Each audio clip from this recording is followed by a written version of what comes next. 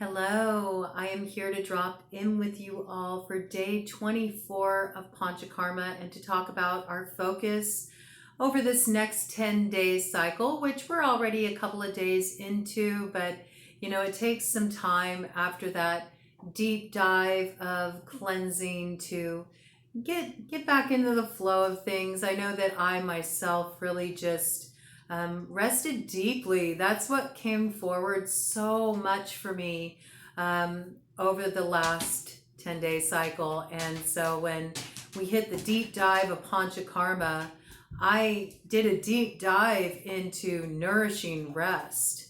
And it was a very different kind of cleansing experience for me. I hadn't really had a purification like that before.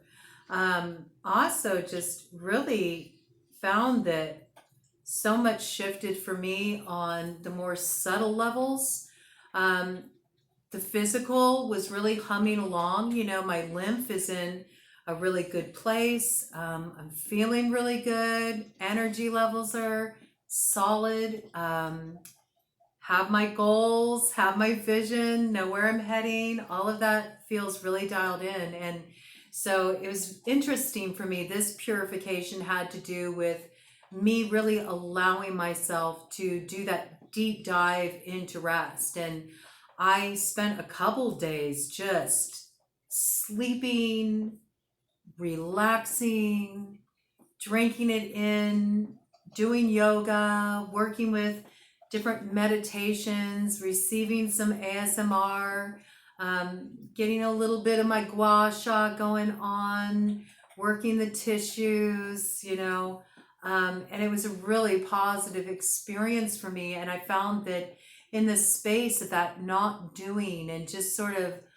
opening myself up to the flow, so much came forward. And because of that, I'm going to really do another round of cleansing, I think, with fall equinox. So I did want to bring this forward for those of you who feel like, you know what, I want to do one more round of that because I really got so much out of that 3-day deep dive. Maybe want to peel back another layer before we head into the fall season, okay? Because it's so important that when it comes to cleansing, you really don't want to go too far into the fall season. Once you do that, then you're kind of courting imbalance for Vata dosha. And we don't want to do that. We want to keep Vata nice and nourished and stabilized. And that's what's going to give you what you need to get through the fall season feeling your best. That fall, early winter season, just feeling your best, strong immune system, nervous system, very much grounded and feeling nurtured. It's so important. It's so important. So don't let any further cleansing go too far into the season. If you do decide to go through one more 3-day deep dive, I'm personally going to go there. I encourage you to. I will bring in that piece on this 40-day journey. I feel like this is just sort of the hit I got. I feel like this initial deep dive was more about people kind of getting a feel for it, sort of experimenting, dropping in, seeing where do I need to release, what needs more work to kind of really fully let go. And you can bring more attention to that this week as we really focus on working with Agni. And you already got a little taste of that came in with the video I brought in yesterday about the Atman activation ritual. You can work with that, start to connect with your higher consciousness, start to call that fire forward with that Madhya Tritaka meditation and really aligning with that elemental quality, okay? We've been more focusing on stabilizing Vata, right? And getting Kapha really flowing, okay? But now we're really going to get into that Pitta energy where it's about refining our goals, refining our vision, and stoking the digestive fire. And when we're stoking the digestive fire, that helps with the accumulation of Kapha, which manifests as ama, mucus, Usually within the digestive tract is where we see that most commonly manifest, but it certainly can manifest in the upper channels as well. You already cleared out a bunch of that, okay, but it can help to do another round of it, after you get Agni, your digestive fire, really stoked and humming along, okay? And I'll let you drop in on that if you want to. It is very traditional to do a purification puja at the turn of the seasons though, and fall equinox and spring equinox is when we tend to do this. So if you feel like going for a second round, I'm going to. You can join me in that. Otherwise, you can just kind of maintain what gets brought in with each 10-day cycle. So this 10-day cycle is all about connecting with your fire, right? And really owning your fire and getting ready to bring your fire forward. When we move into that new moon energy in Libra on the 25th of this month, okay? So it's going to be like perfect timing. Once we're closing this out, it's going to be so closely timed with that new moon cycle, and it's really going to be just the energy needed to take what you are germinating during this Panchakarma and bring it forward in the world. And you'll see the way that it can activate some powerful change in your life. So I just kind of wanted to drop in today, and I told you I would share my experience with you, so I wanted to check in with you all about that, share how that's been going for me. So I'm feeling really good. The free movement has been really transformational for me. I am really vibing off that minimum half an hour dropping in, dancing, moving my body, exploring the body, bringing the gua sha onto the yoga mat, and in between flows, just really like working my tissues with that gua sha. Anything that you developed in this time, please continue in this practice throughout Panchakarma, okay? We're not stopping that. We're building on these pieces. The only thing that you're going to cease doing this week is cease doing the deep dive puja, okay? So you did one round of that. You have an option to do another round of that when we hit fall equinox, and I will kind of bring that in when it's time for that, so you can just stay present and focused with what we're currently working with. I think if you want to do that, it'll be really amazing, and you can use this time as we start to work with Agni and what results when we don't have enough digestive fire, when we don't have enough fire, when we haven't burned through, those holdover emotions, those situations, those experiences, the traumas that we haven't fully digested, okay? Because we have to remember that's what Ama is. Ama is that which is undigested. I feel the need to bring it in right now, so I just really want to bring it in that even if you are not going through Panchakarma with us and you have just felt really drawn to watch the videos, tune in, any of these messages, any of this information that comes through is for you too, okay? If you're guided to drop in on this space, then there is something here for you. And maybe your Panchakarma begins simply with this, just opening up to hearing what this is all about, leaning into it, feeling into it.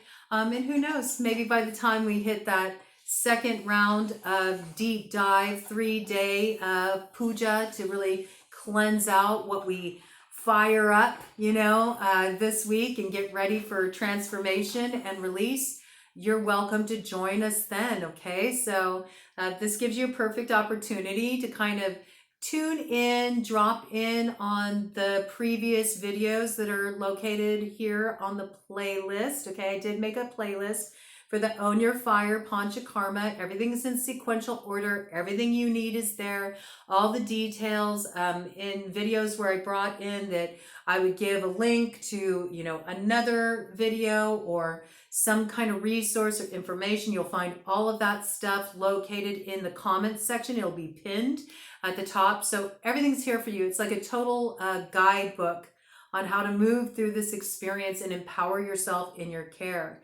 And some people may think that this is very different from being a tarot reader, doing mediumship work and the kind of esoteric work that I'm doing here. But in reality, it's very much interconnected, because a priestess makes all things sound, and it's mind, body, spirit. When we are in alignment, all three stratums of our being get care, get attention, get focus, because we know that the channel can only be as clear as we make it. And part of that definitely involves the care of the physical body. So I don't really see this as a separate thing. And this is one thing that's really come forward for me through this Panchakarma experiences. This was a piece that I kind of kept separate from the work I was doing here at Broad Coven. And previously, I had this kind of material on my other channel, Cobra's Medicine Bag, where I did all my Ayurvedic work. But I'm starting to go through a shifting process. I'm starting to go through a transformation in doing this work, and how I envision my work moving forward in the future. And you're on this journey of transformation with me, and I'm not ready to bring that forward, okay? But I am going to share it once we get to the end of this journey. I'll let you in on what's going on and what is going to be shifting and changing, and it's really excited. And I'm also looking forward to more of those pieces tumbling into my consciousness as I get that Atman activation going on, and I join in this visioning with all of you. So thank you so much to those of you who are actively going through Panchakarma, who have been sharing your experiences, even when you feel like, oh man, I feel like, I didn't quite get it this round. It's okay. I want you to know it's okay. It's not about perfection. It's about showing up, It's about showing up, and it's not always going to be perfect, and it doesn't need to be perfect. Just greet yourself where you're at, do the best you can, and apply these steps, to the best of your ability at this time. And where you need to modify things or need to make it fit more your present circumstances, trust your intuition. Above all, I want you to trust your intuition. I want you to trust your guidance. I want you to listen to your body, what your body's telling you, what your body is communicating to you about how you're feeling working with these tools, and make adjustments where it's necessary. I'm all about that here at Broad Coven, okay? I'm all about that in the Ayurvedic work I do. I'm all about that in the intuitive eating work I do with people. I'm all about that in the spiritual work that I do. It's all about you finding your way. You are the expert when it comes to you. And I'm just here to hold the space and offer you some tools for your own personal exploration and your own personal healing benefit. But above all, as you work with these tools, if you get an idea, if you get an inspiration and you think, ooh, I'd like to bring this in, maybe this would pair really well with this other practice. Trust your gut. And if you have a question, like, I'm not sure if this would be a good approach just on a health level for me to combine these things, please don't hesitate to bring your questions in on the comments. I'm here to provide any kind of support and assistance I can in that regard, and I will help you navigate that, okay?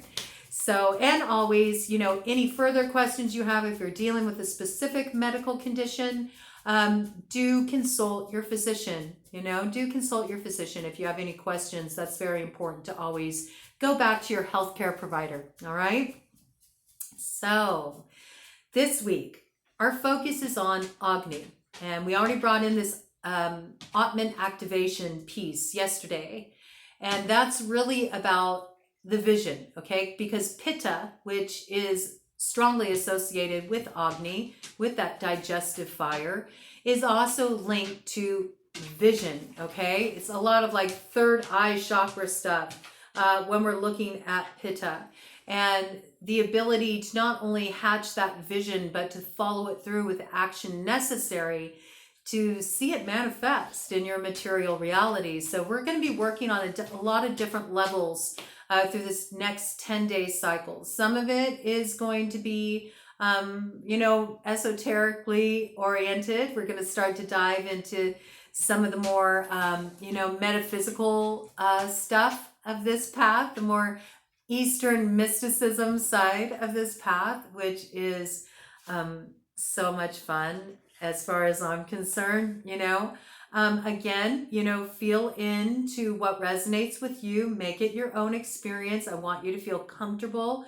I want you to feel really empowered as you move through this experience. And again, any questions you have, feel free to bring them my way. It is my pleasure to support you in this process. And that applies whether you're going through this in lifetime with us, or if you come to this a year, 2 years, 3 years down the road, whatever. I ain't going anywhere. I plan on being here on YouTube, okay? So I'm not going anywhere. And I'm always going to be available, you know, to hold that space. You know, if somebody has a question or needs any kind of guidance that can support them in their process of transformation, like I'm here to offer any kind of resources I can.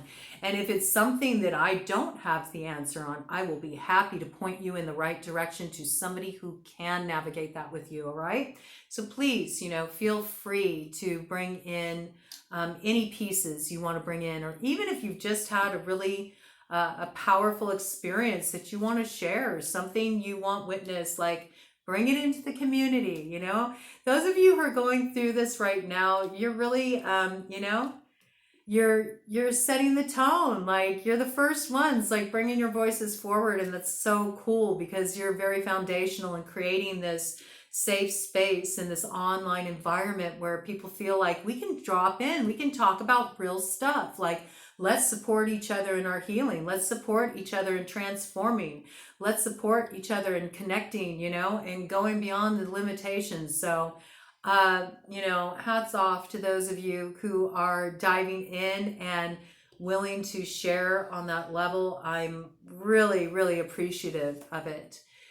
So, this week, you're going to bring something in that you will be doing over the next 10 days. It is one of the best ways that I have come across to really get the digestive fire stoked. And it's straight out of the Vedas, okay? So this is a method that has stood the test of time. And it is a very special ginger rasayana. It is a tridoshic formulation, and it will definitely help you heal your digestion, okay? And I'm going to give you the recipe for that now in this video, and I'm going to give you directions on how to take it. I will timestamp, so 1744.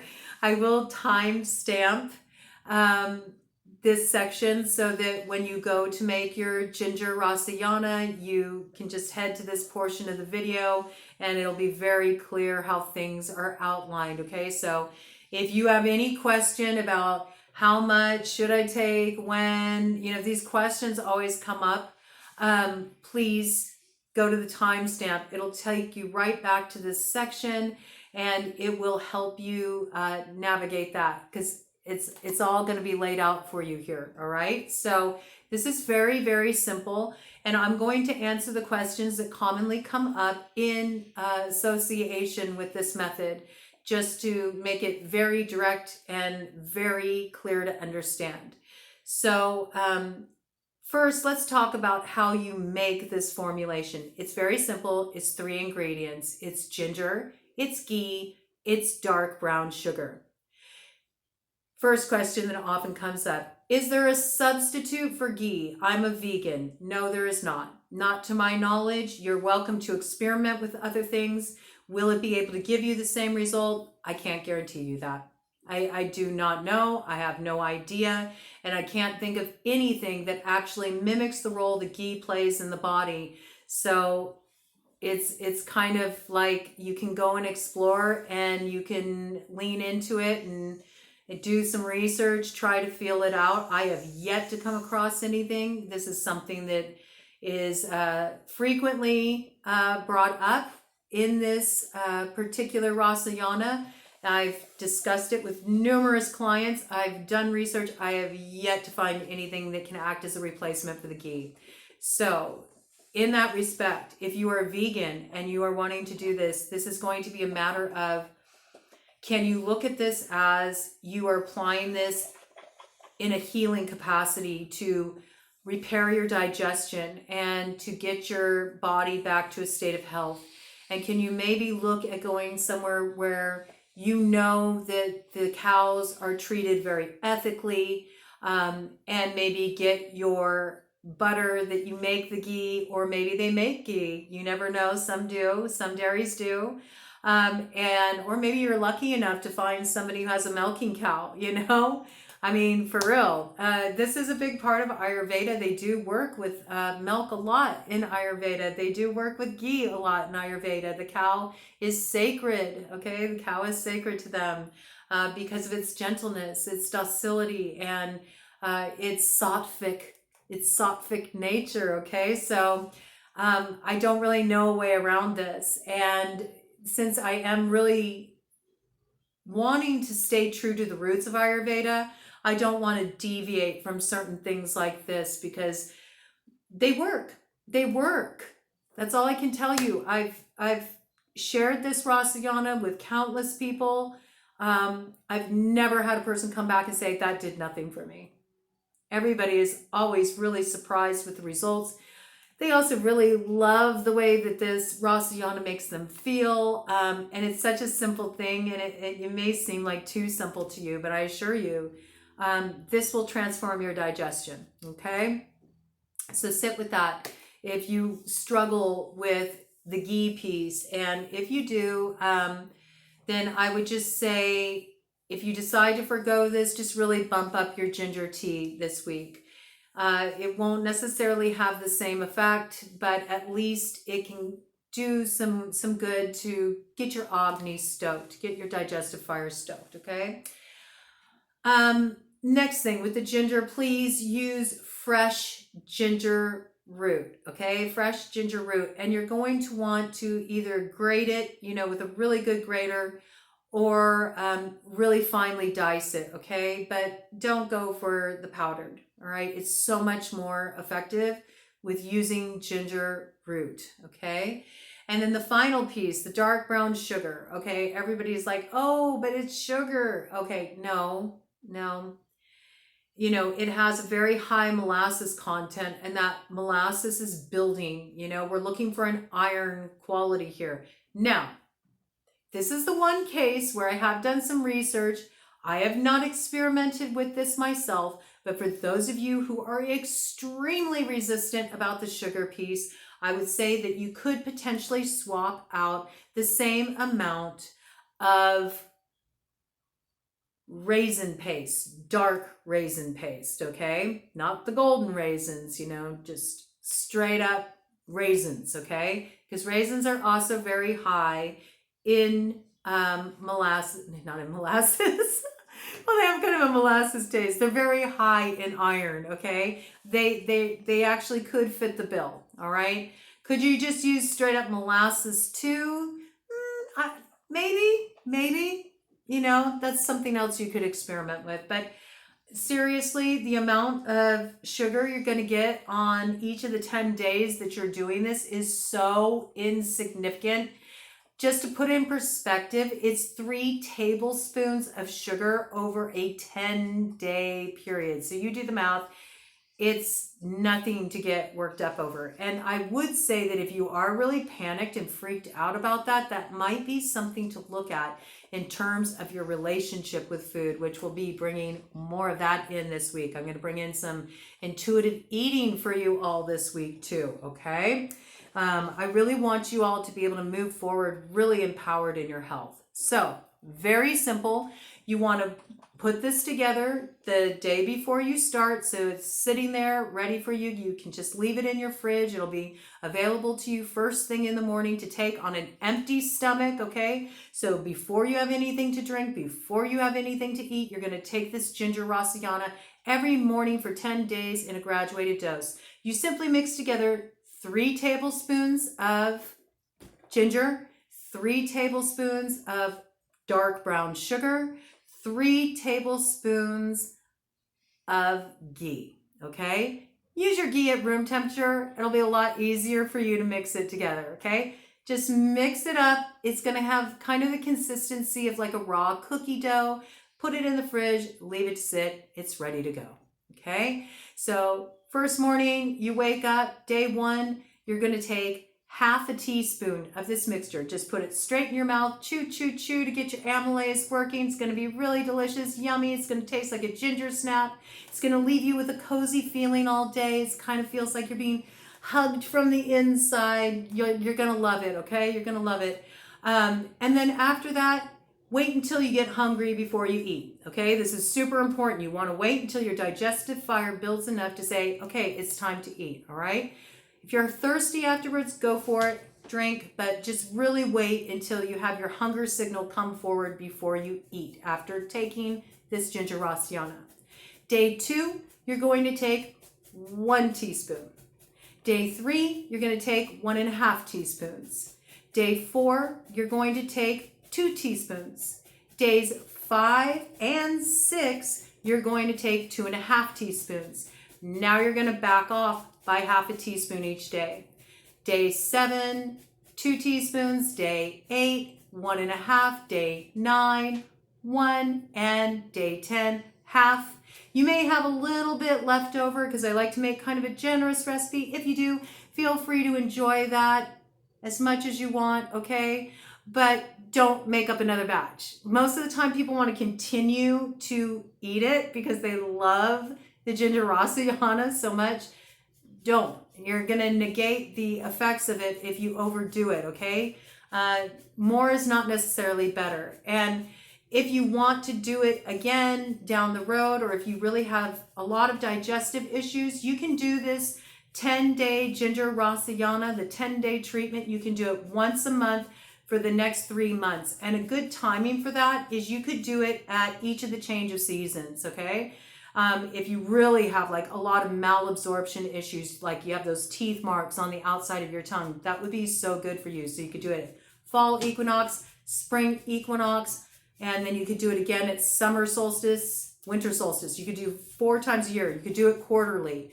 And it will transform your digestion. I promise you. If this alone is what you get out of this experience, I've done you a real service, because this will transform your digestion. It's amazing, and it's very enjoyable at the same time, okay?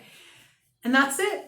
That's it, all right? So you can start that as soon as you're ready to. You already did your first level of cleansing. Know that as you do this, it's gonna help you start to get better in touch with your hunger signals. You may have some more ama come up. That's okay. We do have an opportunity to do another round of clearing and cleansing of that ama. But just enjoy this, okay? Because it just feels so good, and try to enjoy the sweet little taste treat, okay? Like I said, it's 3 tablespoons of sugar over 10-day period. Like at the most, you're going to be getting like a 1/4 teaspoon of sugar. But you know, it works, and it works without fail. That's all I can tell you. I've seen it work over and over and over again. And I personally had very severe malabsorption issues because of my own history, which I'll share a bit about with you down the road, okay, as we get further into this. But if it could transform my digestion, get me to the place where I no longer have malabsorption, it will do amazing things for you. And it's done it for countless people. It's been working. It's been working for, you know, thousands of years. It's going to continue to work. So if you have any questions, let me know. But this is the piece I really wanted to bring in today. Just remember, let your hunger build after you take it before you consume it, okay? Before you consume anything, any food.